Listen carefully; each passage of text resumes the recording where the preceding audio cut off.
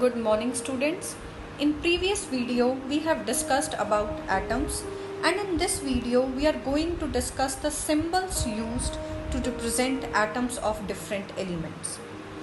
Symbol is a short method of representing anything, and in case of elements, symbol means a short method of representing the full name of an element. Dalton was the first scientist to suggest specific symbols in terms of figures for different elements known at that time. A few of these symbols as proposed by Dalton are shown over here. You can see the symbol for hydrogen, copper, gold, carbon, oxygen, etc. However, they are inconvenient to draw and could not become popular. So Berzelius, a Swedish chemist, suggested a more scientific method for representing the full name of an element by using one or two letters from the name of the element. This idea has been used in giving modern symbols to the elements which we use today. The symbols of some common elements are given in this table. So here you can see symbols of elements are formed from the first letter of the name and a letter appearing later in the name. However, in all the cases, the first letter is always capital and the another letter is always a small letter. So you can see the example for aluminium.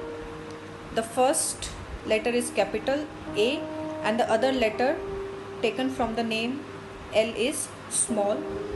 Calcium, carbon, copper, nitrogen, oxygen.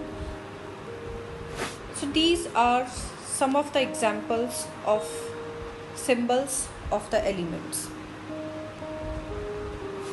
Though the names of most of the elements have been taken from English, there are some elements which have been named from Latin, German or Greek. The symbols of the elements derived from Latin words are given here in the table.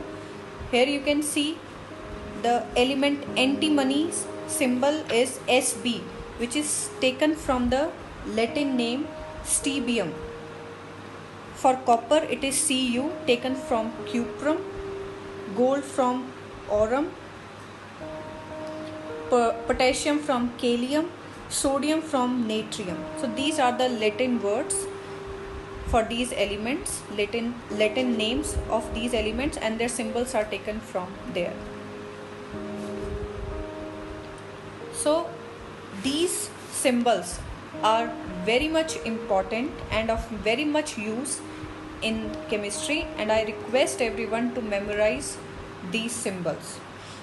In the next video, we are going to continue with our chapter. Thank you.